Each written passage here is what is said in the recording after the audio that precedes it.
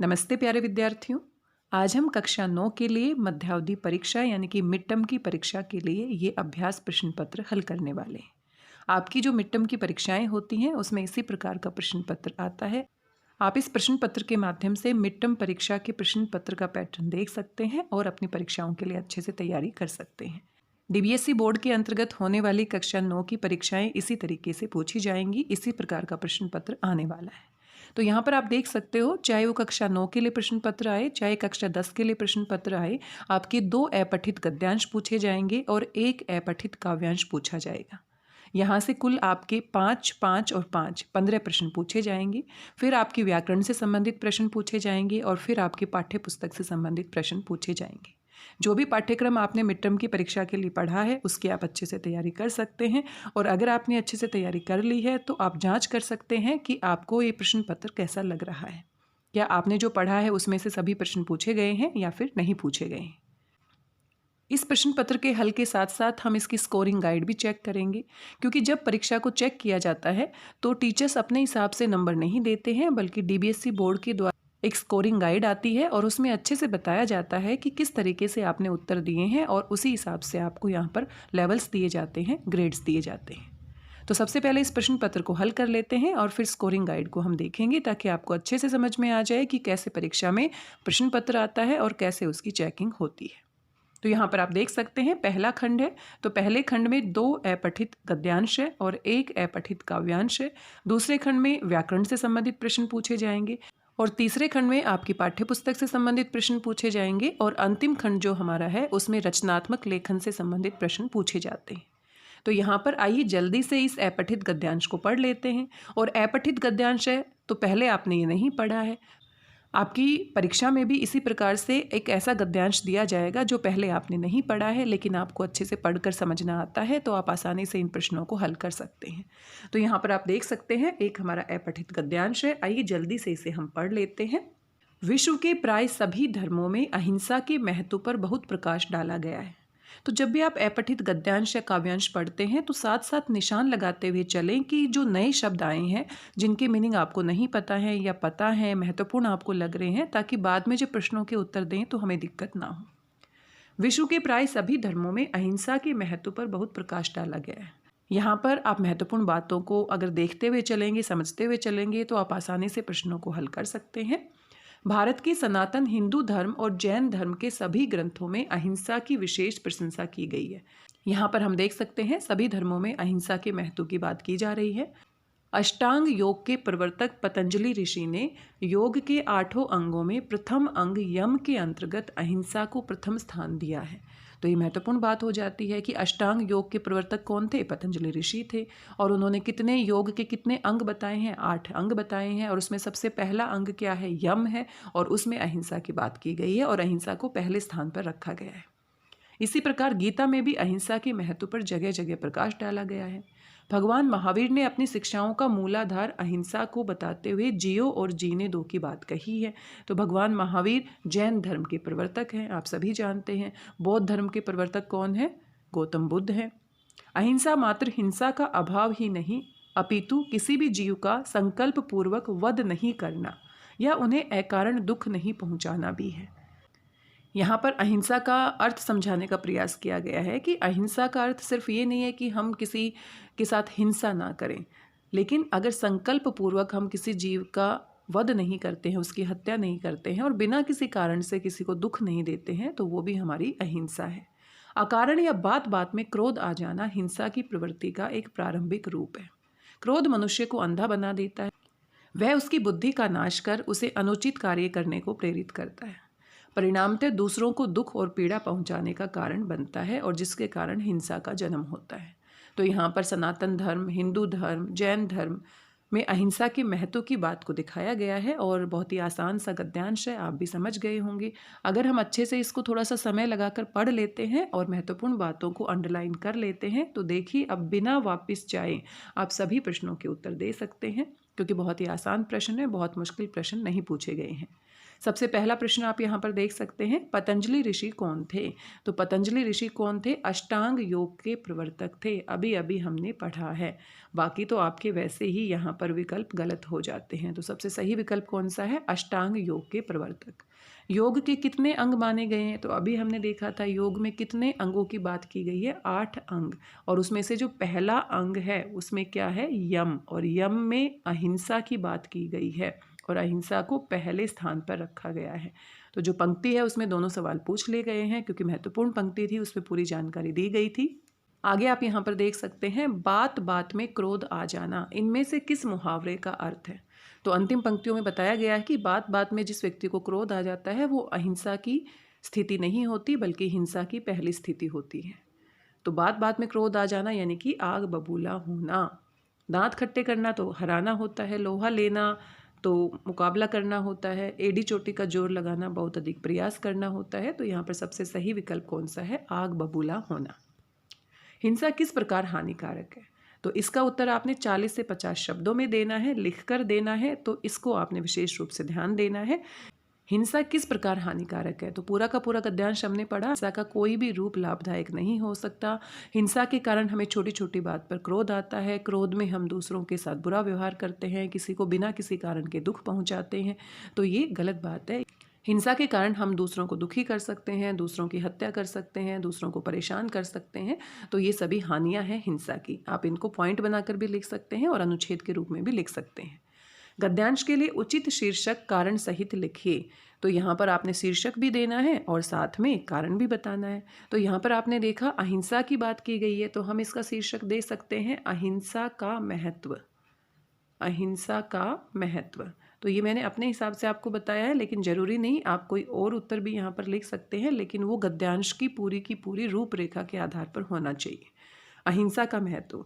अहिंसा का महत्व शीर्षक हमने दिया है और इसको सही ठहराने के लिए हम अपने उत्तर में विस्तार दे सकते हैं कि सभी धर्मों में अहिंसा के महत्व की बात की गई है। अहिंसा से सभी का भला होता है, मानवता का विकास होता है। अहिंसा किसी भी रूप में हमारे लिए हानिकारक नहीं हो सकती है। अहिंसा का अर्थ होता है किसी के साथ संकल्प रूप से किसी का वध नहीं करना, साथ में किसी को बिना किसी कारण से दुखी नहीं करना। और यही तो सबसे अच्छी बात है कि हम बिना किसी कारण से किसी को परेशान ना करें। तो इस तरीके से अपनी बातों को आप अच्छे से अपने उत्तर के रूप में लिख सकते हैं। तो जैसे ही गद्यांश आपका था, इसमें 5 प्रश्न पूछे गए थे, बिल्कुल वैसे ही एक और गद्यांश है और ये भी अपठित है। यहाँ पर दूसरा गद्यांश दिया गया है और ये भी अपठित है, तो आपने पहले नहीं पढ़ा होगा, तो इसको भी जल्दी से आइए पढ़ लेते हैं। आचार्य ने बालक से पूछा, क्या कर रहे हो? कुछ तो पवित्र होती है, कुछ क्या होती है? घास। जो हरी घास होती है, दूब होती है, तो उसको हम कुश कहते हैं। इन पर क्रोध करना अच्छा नहीं। बालक ने उत्तर दिया, जो कष्ट पहुंचाए उसे जीने का हक नहीं, उसे नष्ट करना पुण्य है। आचार्य ने कहा, लेकिन कुछ तो नष्ट नहीं होती, अवसर पाकर फैल जाती है। बालक ने कहा, नहीं, मैं ऐसा होने नहीं दूंगा, इसकी दोबारा होने की संभावना को जलाकर राख कर दूंगा। यहाँ पर 2 व्यक्तियों के बीच में संवाद को हम देख सकते हैं, आचार्य और बालक के बीच में। इनके नाम यहाँ पर नहीं दिए गए हैं।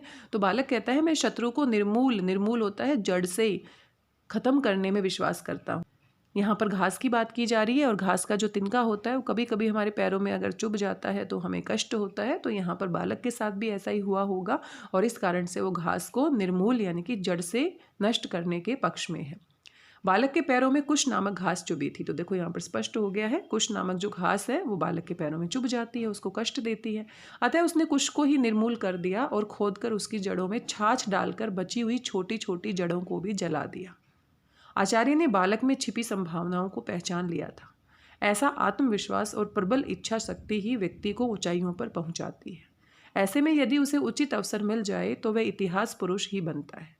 तो यहाँ पर किसी बच्चे की बात हो रही है। यहाँ पर आचार्य उस बच्चे की प्रतिभा को पहचान लेते हैं कि किस तरीके से उनमें इतना विश्वास है कि वो अपने दुश्मन को जड़ से ख़त्म कर सकते हैं और ख़त्म करने के बाद ही दम लेते हैं। इसी बालक ने लगभग 2000 वर्ष पूर्व भारत के इतिहास को स्वर्णिम मोड़ दिया था। तो यहाँ पर किसी महान पुरुष की बात हो रही है, उसका नाम अभी तक नहीं बताया गया है, शायद आगे आ जाए। और बड़ा होकर यही बालक चाणक्य कहलाया। तो ये बालक कौन है? चाणक्य। चाणक्य के बारे में आपने अवश्य सुना होगा। उसका असली नाम था विष्णुगुप्त। वह चणक का पुत्र होने के नाते चाणक्य कहलाया था। उसकी चालें शत्रु की पकड़ में नहीं आती थी, अति कुटिल थी, इसीलिए उसे लोगों ने नाम दिया कौटिल्य, और उनका दूसरा नाम क्या था? कौटिल्य। वह दिखने में जितना ही कठोर था उतना ही सहृदय भी था। वह सच्चा महात्मा था। उसके लिए सुख, वैभव, पद आदि महत्वपूर्ण नहीं थे। महत्वपूर्ण था देश का अखंड गौरव। तो यहाँ पर चाणक्य की बात की गई है, जिनका नाम कौटिल्य और विष्णुगुप्त भी है। तो उनकी महानता के बारे में यहाँ पर बताया गया है। तो आइए यहाँ पर जो प्रश्न पूछे गए हैं उनको भी देख लेते हैं। बालक को लोगों ने क्या नाम दिया? तो देखो, सारे ही नाम हमारे गद्यांश में आए हैं, लेकिन आपको कंफ्यूज नहीं होना। अंतिम पंक्तियों में लोगों ने क्या नाम दिया? तो लोगों ने उसको कौटिल्य कहा, क्योंकि उसकी बुद्धि बहुत कुटिल थी, बहुत ही गहराई से वो सोचता था और दुश्मन भी उसकी बात को नहीं समझ पाते थे। इसलिए सबसे सही विकल्प कौन सा है? कौटिल्य। इस बालक के लिए क्या महत्वपूर्ण था? तो इस बालक के लिए देश का गौरव सबसे महत्वपूर्ण था। और अगर आपको समझ में नहीं आता है तो आप वापस भी जा सकते हैं और वापस भी अंतिम पंक्तियों में अपने उत्तर को ढूंढ सकते हैं। आप आराम से देख सकते हैं, लोगों ने नाम दिया कौटिल्य और उनके लिए देश का अखंड गौरव, यानी कि देश ही सबसे महत्वपूर्ण था। तो ये दोनों सवाल अंतिम पंक्तियों से पूछ लिए गए हैं। जीने का हक नहीं है, बालक ने ये कथन किसके लिए कहा? तो किसको जीने का हक नहीं है? यहाँ पर कुश के लिए। जो छोटी सी घास थी उसकी वजह से उनके पैर में कष्ट हुआ, तो उन्होंने कुश को जीने का हक नहीं है और इसी कारण से जड़ से उसको उखाड़ दिया और उसकी जड़ों में छाछ डाल दी ताकि वो पूरी तरह से नष्ट हो जाए। बालक ने कुश को नष्ट करने के लिए क्या क्या किया और क्यों किया? तो बालक ने कुश को नष्ट करने के लिए उसको जड़ से उखाड़ दिया, साथ में जड़ में छाछ डाल दी ताकि वो जड़ें, छोटी छोटी जो जड़ें हैं वो भी जल जाए और दोबारा से उत्पन्न ना हो सके। और बालक ने ऐसा क्यों किया? क्योंकि बालक का मानना था कि जो आपको कष्ट दे, जो आपका दुश्मन है, उसको जड़ से नष्ट कर देना चाहिए, उसकी कोई भी जड़ नहीं बचनी चाहिए ताकि आगे चलकर वो आपको दुखी ना करे। बालक की क्या क्या विशेषताएं थी, ये भी 40 से 50 शब्दों में आपने इसका उत्तर देना है। तो पूरे गद्यांश के आधार पर दोबारा से आप उसे पढ़कर देख सकते हैं। बालक में आत्मविश्वास था, प्रबल इच्छा शक्ति थी और साथ में अपनी इच्छा शक्ति के आधार पर वो बहुत ऊंचाइयों पर पहुंच सकता है और बाद में पहुंचा भी। कौटिल्य के नाम से हम उसे जानते हैं। बालक एक सच्चा देशभक्त था, वो अपने देश के बारे में सोचता था। एक सच्चा महात्मा आगे चलकर बनता है और साथ में उनका मन कठोर तो था लेकिन अंदर से वो सहृदय भी थे, संवेदनशील भी थे। तो ये सारी बातें आप यहाँ पर लिख सकते हैं। इसी प्रकार से आप देखेंगे कि ये आपका अपठित काव्यांश है। तो काव्यांश को थोड़ा समझना मुश्किल होता है क्योंकि कविता की लाइनों में थोड़े से भावार्थ होते हैं। तो आइए इसको भी पढ़ लेते हैं। हम प्रचंड की नई किरण है। प्रचंड क्या होता है? जिसका वेग बहुत अधिक तीव्र होता है। हम प्रचंड की नई किरण है, हम दिन के आलोक नवल। नवल क्या होता है? नया। आलोक क्या होता है? प्रकाश। हम नवीन भारत के सैनिक। तो हम क्या है? नवीन भारत के, नए भारत के सैनिक है। धीर, वीर, गंभीर और अचल। धैर्यवान है, वीर है, गंभीर है और अचल मतलब जिसको कोई हिला ना सके। हम प्रहरी ऊंचे हिमाद्री के। हिमाद्री यानी कि हिमालय पर्वत के, ऊंचे हिमालय पर्वत के हम प्रहरी हैं, पहरा देने वाले हैं। सुरभि स्वर्ग की लेते हैं। सुरभि क्या होती है? खुशबू। और स्वर्ग की खुशबू, स्वर्ग का आनंद हम लेते हैं। हम है शांति दूत धरणी के। धरणी क्या होती है? धरती होती है। तो थोड़ा सा शब्दों का अर्थ अगर आप समझते हुए चलते हैं तो आपको आसानी होती है। अगर प्रश्न पूछा जाता है उसे संबंधित करके तो आप अच्छे से उत्तर दे सकते हैं। छां सभी को देते हैं। वीर प्रसूता माँ की आंखों के हम नवीन उजियाले हैं। प्रसूता होती जन्म देने वाली, तो हम उस माँ को, जन्म देने वाली माँ के वीर हैं। हम अपनी माँ की आंखों के उजियाले हैं। गंगा यमुना हिंद महासागर के हम ही रखवाले हैं। तन मन धन तुम पर कुर्बान, जियो जियो जय हिंदुस्तान। तो यहाँ पर जो युवा लोग हैं, हम यहाँ किसके लिए संबोधित किया गया है? जो भारत के युवा हैं, भारत के नौजवान हैं, उनके लिए संबोधित किया गया है। और वो भारत के ऊपर अपना तन मन धन कुर्बान कर देते हैं, न्यौछावर कर देते हैं और साथ में गंगा यमुना हिंद महासागर के रखवाले हैं और जियो जय हिंदुस्तान। तो हिंदुस्तान की जय की गई है और हमेशा जीवित रहने का आशीष दिया गया है। तो ये जो हमारी पंक्तियां हैं इसके आधार पर देखते हैं कौन कौन से सवाल पूछे गए हैं। कवि ने नवल आलोक किसे कहा गया है? देश को नहीं, स्वर्ग को नहीं, नए प्रकाश को नहीं। नवल आलोक का ही अर्थ नया प्रकाश होता है। युवा पीढ़ी को कहा गया है। हम नवल आलोक हैं, देश के नवल आलोक है। तो हम कौन है यहाँ पर? युवा पीढ़ी। कवि ने अपने आप को किसका शांति दूत कहा है? तो हम शांति दूत है धरणी के, और धरणी का अर्थ मैंने बताया था धरती के। दोबारा से आप इसको पढ़ सकते हैं। वीर प्रसूता किसे कहा गया है? तो वीर प्रसूता किसके लिए प्रयोग किया गया है? जन्म देने वाली माँ। और जन्म देने वाली माँ यहाँ पर क्या है? भारत भूमि। तो यहाँ पर थोड़ा सोचने की आवश्यकता है। माता, साधारण माता की बात नहीं की गई है बल्कि भारत माता की बात की गई है। तो सी विकल्प यहाँ पर क्या है? सही है। भारतीय अपना सर्वस्व किस पर न्यौछावर करना चाहते हैं, क्यों? भारतीय अपना सर्वस्व अपने देश पर, अपनी धरती पर न्यौछावर करना चाहते हैं। और क्यों करना चाहते हैं? क्योंकि वो उनको प्राणों से भी बढ़कर प्यारी है। अपनी माँ की रक्षा के लिए, भारत भूमि की रक्षा के लिए वो अपना तन मन धन न्यौछावर कर सकते हैं। तो इस तरीके से आप इसका उत्तर लिख सकते हैं। प्रस्तुत पद्यांश से हमें क्या प्रेरणा मिलती है? 3-4 बिंदुओं में स्पष्ट कीजिए। तो प्रस्तुत पद्यांश से हमें प्रेरणा मिलती है कि हमें अपने देश के लिए तन मन धन समर्पित कर देना चाहिए, सब कुछ न्यौछावर कर देना चाहिए, अपने देश को सबसे आगे रखना चाहिए, अपने देश के लिए कुछ करने के लिए हमेशा तत्पर रहना चाहिए, देश में प्रेम और शांति बनाए रखना चाहिए, साथ में अपने देश की रक्षा करनी चाहिए और सच्चे सैनिक की भांति इसकी सुरक्षा करनी चाहिए। ये सारी की सारी बातें जो पद्यांश में आई है उसे आप लिख सकते हैं। आगे खंड 2 आप देख सकते हैं और ये व्याकरण से संबंधित है। तो व्याकरण में जो भी मिड टर्म की परीक्षा के लिए आपका पाठ्यक्रम है, इकाई 1, इकाई 2, इकाई 3 में जो भी आपने व्याकरण के टॉपिक पढ़े हैं आपके सिलेबस के अकॉर्डिंग, तो वहाँ से सवाल पूछे गए हैं। तो यहाँ पर आप देख सकते हैं इनमें से सकर्मक क्रिया कौन सी है। तो क्रिया और उसके भेद आपके पाठ्यक्रम में शामिल है। सकर्मक क्रिया और अकर्मक क्रिया आपने अवश्य पढ़ी होगी। तो सकर्मक क्रिया की बात की जा रही है, तो सभी को आप ध्यान से पढ़ सकते हैं। गिरधारी बस पर चढ़ गया, बस पर चढ़ गया, चढ़ गया, चढ़ना अपने आप होने वाली क्रिया है और बस पर यहाँ पर अधिकरण कारक है, कर्म नहीं है, तो ये आपकी अकर्मक क्रिया है। राजू हमेशा रोता है, रोना हंसना ये हमारी अकर्मक क्रिया में आते हैं। केला पेड़ से गिर गया, पेड़ से गिर गया, तो यहाँ पर करण कारक है, गिरना अपने आप होने वाली क्रिया है, तो यहाँ पर अकर्मक क्रिया है। उसने केले खरीद कर खाए, क्या खरीद कर खाए? केले, तो केले यहाँ कर्म का कार्य कर रहा है, तो यहाँ पर आपकी क्या है? सकर्मक क्रिया।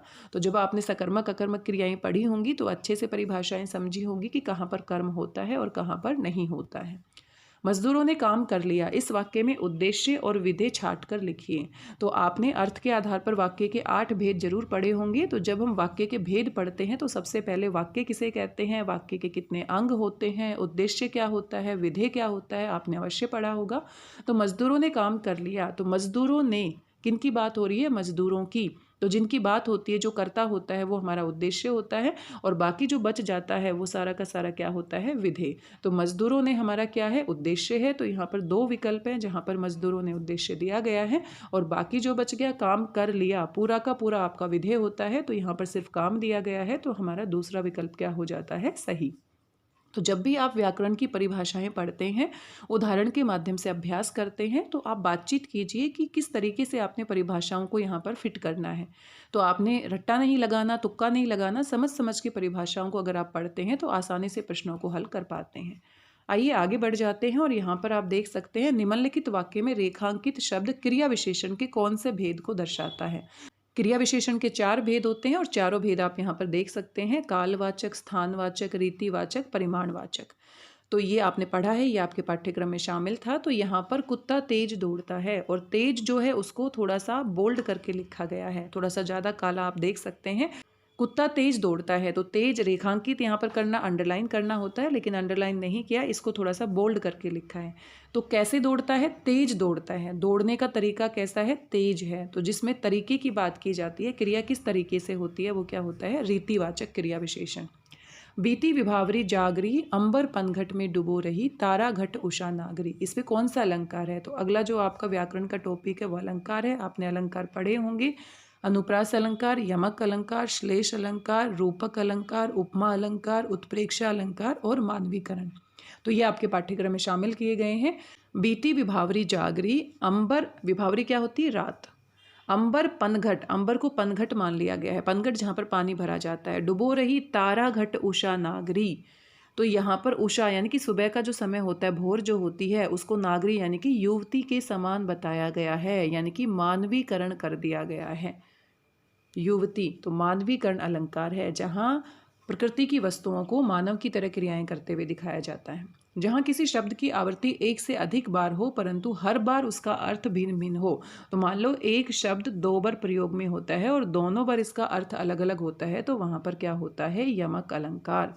यहाँ पर क्या होता है? यमक। और जब शब्द एक बार ही प्रयोग किया जाता है और उसके अलग अलग अर्थ होते हैं, तो वहाँ पर क्या होता है? श्लेष अलंकार। तो आपने परिभाषाएं पढ़ी होंगी, तो वहाँ से उस हिसाब से आप इसका उत्तर दे सकते हैं। आगे आप देख सकते हैं निम्नलिखित प्रश्नों के निर्देश अनुसार उत्तर दीजिए। रात को जब बालिका रोटियां खिलाकर चली गई, इस वाक्य में कौन सी क्रिया प्रयुक्त की गई है, पहचान कर लिखिए। तो ये देखो, दो बैलों की कथा से यहाँ पर उदाहरण ले लिया गया है। इस वाक्य में कौन सी क्रिया प्रयुक्त हुई है, पहचान कर लिखिए। तो रात को जब बालिका रोटियां खिलाकर चली गई, क्या खिलाकर चली गई, रोटियां। तो यहाँ कर्म है, तो यहाँ पर कौन सी क्रिया है, सकर्मक क्रिया। कौन सी क्रिया का प्रयोग किया गया है, सकर्मक क्रिया का प्रयोग किया गया है।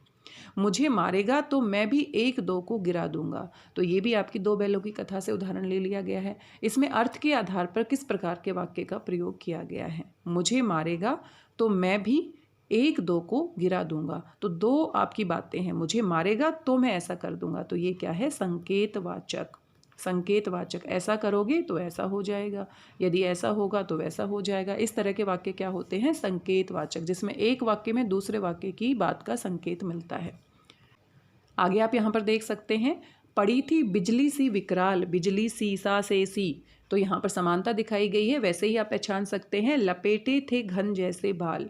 घन क्या होते, बादल, बादल जैसे बाल लपेटे हुए थे। और विकराल मतलब बहुत ही भयानक रूप धारण किया गया है, बिजली के समान धारण किया गया है। तो ये आपका क्या है, उपमा, तुलना की गई है दो बातों की। उपमा, सा से सी सम। कौन सा अलंकार है, तर्क सहित उत्तर दीजिए। तो यहाँ पर एक उपमेय है और एक उपमान है, तो यहाँ पर उपमा अलंकार है।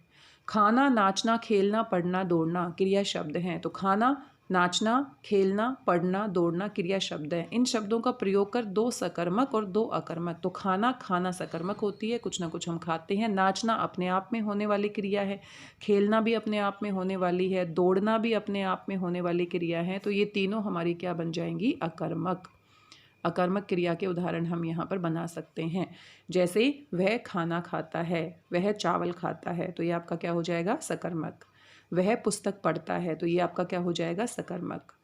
सीता नाचती है, तो ये आपका अकर्मक हो जाएगा। बच्चा खेलता है, ये भी अकर्मक हो जाएगा। बच्चा दौड़ता है, ये भी अकर्मक हो जाएगा।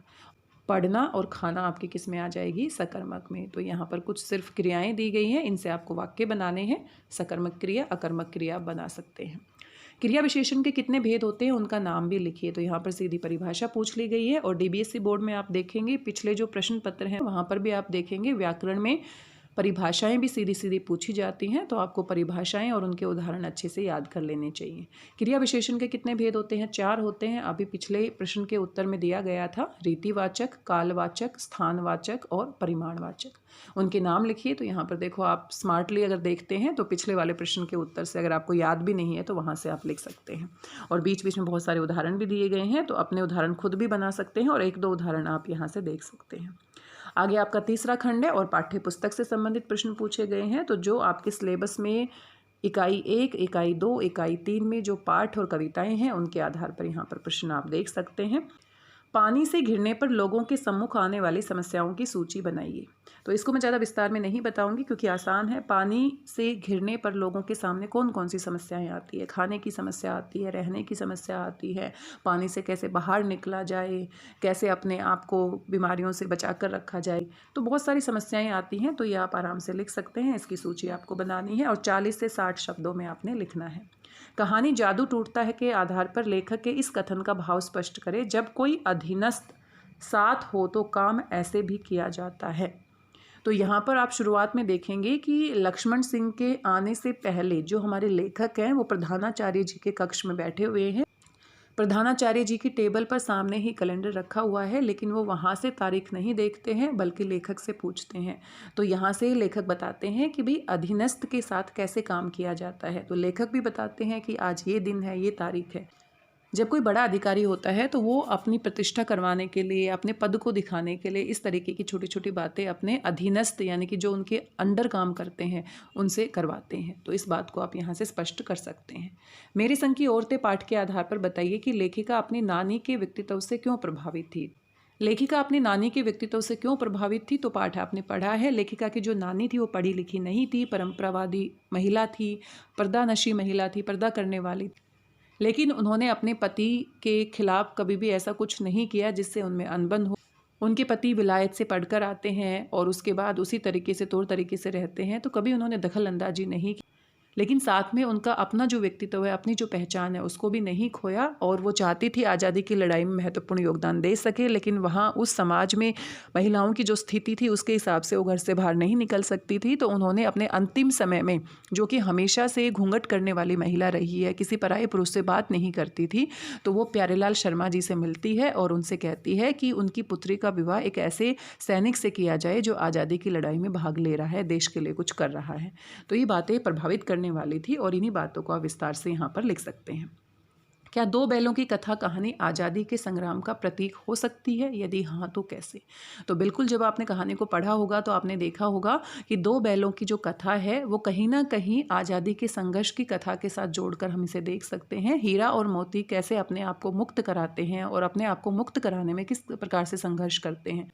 जब इस कहानी को लिखा गया था तो हमारा जो भारत का परिवेश था वो भी गुलामी वाला परिवेश था, अंग्रेज़ों का अधिकार था हमारे ऊपर, और किस तरीके से हमारे जो वीर शहीद हैं वो कैसे अपनी आज़ादी की लड़ाई को लड़ रहे थे, कैसे भारत के लोग आज़ादी की लड़ाई में संघर्ष कर रहे थे, भाग ले रहे थे।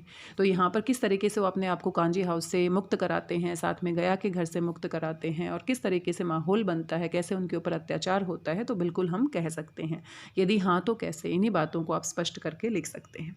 लहासा की ओर यात्रा वृत्तांत के आधार पर बताइए कि उस समय का तिब्बती समाज कैसा था। तो लहासा की ओर राहुल सांकृत्यायन जी का यात्रा वृत्तांत है, आपने इकाई 3 में अवश्य पढ़ा होगा। उस समय के तिब्बती समाज में लोग जाति पाति के नाम पर भेदभाव नहीं करते थे, छुआछूत को ज़्यादा नहीं मानते थे, इस तरह के अंधविश्वास वहाँ पर नहीं देखे गए हैं। औरतें जो हैं वो पर्दा नहीं करती थी, साथ में अगर कोई व्यक्ति आता है, अगर वो ठीक ठाक लगता है तो वो घर में जाकर चाय बना सकता है और लोग उनकी मदद करने के लिए तैयार रहते थे। साथ ही लोग ताबीज़ वगैरह पहनते थे, तो थोड़े बहुत अंधविश्वास वहाँ पर देखे जा सकते हैं। और शाम होते ही वहाँ के जो लोग हैं वो शराब पीते थे। तो इस तरह की बहुत सारी बातें हमारे पाठ में बताई गई है, उनको आप यहाँ पर लिख सकते हैं। आगे आप देख सकते हैं दीर्घ उत्तरीय प्रश्न, यानी कि यहाँ जो प्रश्न का उत्तर है वो आपको और विस्तार से लिखना होगा। लेखिका ने बच्चों को शिक्षा दिलाने के लिए स्कूल खोला। तो मेरे संग की औरतें पाठ के आधार पर ये पूछा गया है। लेखिका ने बच्चों को शिक्षा दिलाने के लिए स्कूल खोला था। आप अपने आसपास ऐसे बहुत सारे बच्चे देखते होंगे जो स्कूल नहीं जा पाते हैं। आप इन बच्चों के लिए क्या प्रयास करना चाहोगे? तो ये देखो, ये आपका उत्तर है। आपको लेखिका की बातें ज़्यादा विस्तार से लिखने की ज़रूरत नहीं है। अगर लिखना चाहते हैं तो 2 पंक्तियों में आप लिख सकते हैं कि उन्होंने कर्नाटक के बच्चों के लिए जो पढ़ नहीं पाते थे स्कूल खोलने में किस तरह से प्रयास किए थे। लेकिन आपने अपना उत्तर लिखना है कि भाई आप इन बच्चों के लिए क्या प्रयास करना चाहोगे, आपके दिमाग में उनके लिए क्या योजना है, अगर आप उनके स्थान पर होते तो कैसे कार्य करते हैं। तो ये आपका अपना उत्तर है, तो आप यहाँ पर अपने विचार लिख सकते हैं, विस्तार से लिख सकते हैं। आगे आप देख सकते हैं खंड 4 आ गया है, और खंड 4 हमारा रचनात्मक लेखन से संबंधित होता है। तो यहाँ पर जैसे आपके पत्र लेखन आते हैं, अनुच्छेद लेखन आते हैं, लघु कथा लेखन आते हैं, तो वो वाले प्रश्न यहाँ पर शामिल किए जाते हैं। और ये विस्तार से लिखने वाला है, तो 100 से 120 शब्दों में आपने इनका उत्तर देना है। दिए गए संकेतों के आधार पर एक लघु कथा, तो लघु कथा लेखन भी आपके पाठ्यक्रम का हिस्सा है। 2 बैलों की कथा एक हमारी पूरी कहानी है। तो ऐसे ही ये प्रेमचंद जी ने कहानी लिखी है, तो आपको कुछ संकेत दिए जाते हैं या कुछ सिचुएशन या परिस्थिति बताई जाती है, उसके आधार पर आपको एक कहानी लिखनी होती है। कहानी का नाम भी आपको दे दिया जाता है। रविवार को मैं टीवी देख रहा था, अचानक मैंने बाहर लोगों के चिल्लाने की आवाज़ सुनी और डॉट डॉट डॉट, यानी कि आगे आपने अपनी कहानी को पूरा करना है और कहानी को एक नाम भी देना है। तो ये आपकी अपनी कल्पना है कि आप कैसे इसको कहानी के रूप में लिखते हैं। अगर ये नहीं लिखना चाहते तो अथवा, यानी कि दूसरा ऑप्शन भी है, कभी हार न मानना।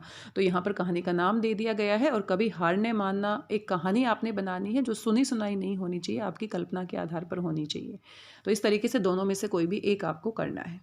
निम्न में से किसी एक विषय पर पत्र लिखिए। तो यहाँ पर पत्र लेखन आ गया है, औपचारिक अनौपचारिक, तो ये भी आपके पाठ्यक्रम में शामिल है। डेंगू, मलेरिया व चिकनगुनिया के बढ़ते प्रकोप को देखते हुए चिकित्सालयों में पर्याप्त चिकित्सा सुविधा की ओर ध्यान आकर्षित कराने के लिए दिल्ली के स्वास्थ्य मंत्री को पत्र लिखिए। तो ये आपका औपचारिक पत्र है, और इसमें किस तरीके से प्रारूप होता है आपने अवश्य पढ़ा होगा, तो मैं इसको विस्तार से नहीं लिखने वाली हूँ, नहीं बताने वाली हूँ, आप इसे खुद करेंगे। आप दिल्ली के डॉक्टर भीमराव अंबेडकर एसओएससी में पढ़ते हैं। तो ये देखो, हमारे डीबीएससी बोर्ड के जो स्कूल हैं, जो आपका एसओएससी स्कूल है, उसी से संबंधित करके यहाँ पे प्रश्न पूछ लिया गया है। पिताजी को पत्र लिखकर विद्यालय के बारे में, यहाँ की शिक्षा प्रणाली के बारे में बताइए। तो सीबीएसई बोर्ड से किस तरह से भिन्न है, और आप पहली बार डीबीएससी बोर्ड में पढ़ने के लिए आए हैं, तो क्या यहाँ पर अंतर दिखाई दिया, किस तरीके की यहाँ पर शिक्षा प्रणाली है, तो उसके बारे में आपने अपने पिताजी को पत्र लिखना है। तो ये अनौपचारिक पत्र है। तो इन दोनों में से कोई भी एक आपको करना है। तो ये पूरा प्रश्न पत्र था जो हमने यहाँ पर इसके बारे में बातचीत की है। आशा करती हूँ प्रश्न पत्र का प्रारूप आपको समझ में आ गया होगा। प्यारे विद्यार्थियों, प्रश्न पत्र पर बातचीत करने के बाद आप इस स्कोरिंग गाइड को अच्छे से समझ सकते हैं, आंसर की को अच्छे से समझ सकते हैं। तो यहाँ पर आपके एमसीक्यू बेस्ड क्वेश्चन थे और साथ में आपका क्या था, आपको थोड़ा सा उत्तर भी लिखना था। तो 2 तरीके के आपके प्रश्न यहाँ पर पूछे गए थे और यहाँ पर आप देख सकते हैं पहला जो प्रश्न था एमसीक्यू बेस्ड था। तो वहाँ पर जब टीचर्स इसको चेक करते हैं तो हमारे पास सारी डिटेल यहाँ पर इस प्रकार से दी जाती है कि सी ऑप्शन आपका सही होगा और आपको 2 लेवल दिया जाएगा। तो एमसीक्यू में ज़्यादा दिक्कत नहीं है, या तो आपका सही है या आपका गलत है। तो यहाँ पर आपका दूसरा जो प्रश्न था उसमें बी उत्तर सही होगा और 4 आपको लेवल मिलेंगे। तो आपको यहाँ पर अंक नहीं दिए जाएंगे, 4 लेवल है। तो एमसीक्यू में आपके लेवल फिक्स होते हैं, तो जो उत्तर आपका सही है तो आपको पूरे अंक दिए जाएंगे। ऐसे ही प्रश्न संख्या 4 जो था वो एमसीक्यू नहीं था, आपको अपना उत्तर लिखना था। तो यहाँ पर आपको समझने की बात है कि यहाँ पर या तो आपको 6 लेवल भी मिल सकता है और 4 भी मिल सकता है और 0 भी मिल सकता है। अगर बिल्कुल गलत उत्तर लिखते हैं आप या नहीं लिखते हैं तो आपको 0 लेवल पर रखा जाएगा। अगर आप यहाँ पर विस्तार से उत्तर देते हैं, सारे बिंदु जो पूछे गए हैं वो पूरे विस्तार से लिखते हैं तो 6 अंक दिए जाएंगे। और अगर कोई एक बिंदु आप लिखते हैं, शॉर्टकट में लिखते हैं, तो आपको 4 अंक दिए जाएंगे। तो इस बात का आपको विशेष रूप से ध्यान रखना है। कई बार बच्चे बहुत छोटा छोटा लिखते हैं, कंजूसी करते हैं। तो यहाँ पर सीबीएसई बोर्ड की तरह आपको नंबर नहीं दिए जा रहे कि आपने थोड़ा बहुत भी लिखा है तो चलो नंबर मिल जाएंगे। तो यहाँ पर आप ज़्यादा विस्तार से स्पष्ट लिखेंगे, अच्छी भाषा में लिखेंगे, शुद्ध हिंदी में लिखेंगे तो आपको अच्छे अंक मिलेंगे। और जब आधा अधूरा उत्तर लिखेंगे, पूरा नहीं लिखेंगे, तो आपको कम यहाँ पर लेवल दिए जाएंगे। ऐसे ही आपका 5वां था, इसमें भी आप देख सकते हैं, इसमें भी आपको 0 मिलेगा या तो अगर कोई भी उत्तर नहीं देते हैं, गलत देते हैं, या फिर आपको 4 अंक दिए जाएंगे अगर एक बिंदु के बारे में आप लिखते हैं। और अगर पूरा विस्तार से आप देते हैं उत्तर, शीर्षक भी बताते हैं और बताते हैं कि भाई ये क्यों शीर्षक मैंने दिया, मुझे ये सही क्यों लगा, तो आपको 6 लेवल पर रखा जाएगा। तो इस बात का आपको ध्यान रखना है। इसी कारण से ये स्कोरिंग गाइड मैं आपको दिखा रही हूँ। एमसीक्यू बेस्ड में या तो सही है या गलत है तो उसका लेवल फिक्स होता है। यहाँ पर सी उत्तर है तो 4 लेवल हो गया है, यहाँ पर डी उत्तर है 4 लेवल दिया गया है, ए उत्तर है 6 लेवल है। तो ये जो लेवल्स होते हैं वो आगे से सेट होके आते हैं। टीचर्स इसके ऊपर पूरी वर्कशॉप के माध्यम से बातचीत करते हैं और फिर इसके लेवल सेट किए जाते हैं। जो लिखने वाले हैं उनमें आपको विशेष रूप से ध्यान रखना है। देखो, आप अच्छे से लिखोगे, विस्तार से लिखोगे तो आपको 6 अंक मिल रहा है। अगर आप एक ही बात के बारे में लिखते हो और बहुत सारा विस्तार से उत्तर पूछा गया है और आप छोटा लिखते हो, स्पष्ट नहीं लिखते हो, तो आपको 4 लेवल पर रखा जाएगा या फिर 0। तो इस तरीके से आप हर किसी का आप देख सकते हैं, जो भी आपके लिखने वाले प्रश्न के उत्तर है उसमें एक ही उत्तर में अलग अलग लेवल दिए गए हैं। बच्चा जिस हिसाब से लिखेगा उसी हिसाब से उसको लेवल दिए जाएंगे। तो इस बात का आपको विशेष रूप से ध्यान रखना है। तो ये पूरी आपकी स्कोरिंग गाइड है और ये बच्चों के लिए नहीं होती है बल्कि ये टीचर्स के लिए होती है, ताकि उनको स्पष्ट हो कि किस बच्चे को कैसा लेवल देना है। तो यहाँ पर आप देख लीजिए, व्याकरण में देखो क्रिया के बारे में पूछा गया था, तो यहाँ पर सकर्मक, अकर्मक और उदाहरण अच्छे से आप स्पष्ट रूप से लिखते हैं। यही नहीं, अपने हिसाब से भी लिखते हैं लेकिन सही लिखते हैं तो आपको 8 लेवल पे रखा जाएगा। और अगर कोई एक ही भेद आप लिखते हैं या सिर्फ उदाहरण लिखते हैं, परिभाषा नहीं लिखते हैं अच्छे से, तो आपको 6 लेवल पे रखा जाएगा। या सिर्फ नाम लिख देते हैं, एक भेद के बारे में लिख देते हैं तो आपको 4 लेवल पे रखा जाएगा। या फिर आप कुछ भी नहीं लिखते हैं, गलत लिखते हैं तो 0 लेवल पे रखा जाएगा। तो एक ही प्रश्न के उत्तर में हर बच्चे को अलग अलग लेवल मिल सकता है। तो ये आपके ऊपर निर्भर करता है कि आप कितने अच्छे तरीके से इसे विस्तार देते हैं। ऐसे आप यहाँ पर देख सकते हैं, सारे भेदों के नाम अच्छे से लिखते हैं तो 6 लेवल पे रखा जाएगा। अगर 1 या 2 का नाम लिखते हैं तो 4 लेवल पे, और अगर सिर्फ एक के बारे में लिखते हैं तो 2 लेवल पर, और कोई भी उत्तर नहीं देते हैं तो 0 लेवल पे आपको रखा जाएगा। पानी में घिरे हुए लोगों के बारे में यहाँ पूछा गया था कि किस तरह की समस्याएं आती है। तो विस्तार से जब आप पूरी समस्याएं लिखते हैं तो 8 लेवल पे रखा जाएगा। अगर 4 बिंदु लिखते हैं और छोटा उत्तर लिखते हैं, पूरा स्पष्ट नहीं लिखते हैं तो 6 लेवल, कोई 2 बिंदु लिखते हैं तो 4 लेवल। तो ये स्कोरिंग गाइड है, इसको आपको भी समझना बहुत ज़रूरी है, क्योंकि अध्यापक के लिए तो ज़रूरी है कि उसको पेपर कैसे चेक करना है। तो इसमें सभी में इसी प्रकार से दिया गया है। जिन प्रश्नों के उत्तर आपने लिखने हैं, अब आप देख सकते हैं लेखिका वाला जो प्रश्न था, कर्नाटक एक छोटे से कस्बे में स्कूल खोलने के लिए उन्होंने किया। तो जो आपका प्रश्न पूछा गया था वो आपके विचारों के बारे में पूछा गया था। तो 1-2 लाइन आप वहाँ से लिख सकते हैं, ज़्यादा विस्तार देने की ज़रूरत नहीं है। और अपने सारे बिंदु अगर लिखते हैं तो 8 लेवल पे आपको रखा जाएगा। अगर कोई 2 बिंदु लिखते हैं, शॉर्टकट में आप लिखते हैं तो 6 लेवल, 1 बिंदु लिखते हैं तो 4।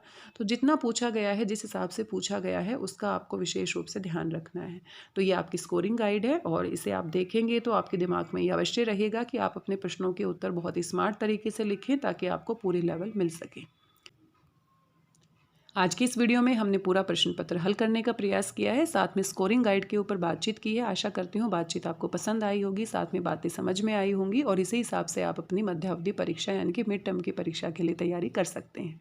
प्रश्नों के उत्तर लिखते समय ध्यान रखें कि बहुत अच्छी भाषा में, आप शुद्ध भाषा में, और जो पूछा गया है, जितना पूछा गया है उसके हिसाब से विस्तार से उत्तर लिखेंगे तो आपको हाईएस्ट लेवल मिलेगा, वरना आपका लेवल कम होता चला जाएगा। तो इस बात का आपको विशेष रूप से ध्यान रखना है। आज के इस वीडियो में बस इतना ही। मिलते हैं किसी नए वीडियो में और महत्वपूर्ण जानकारी के साथ। तब तक स्वस्थ रहिए, व्यस्त रहिए, मस्त रहिए और खुश होकर अभ्यास करते रहिए। धन्यवाद, बहुत बहुत धन्यवाद।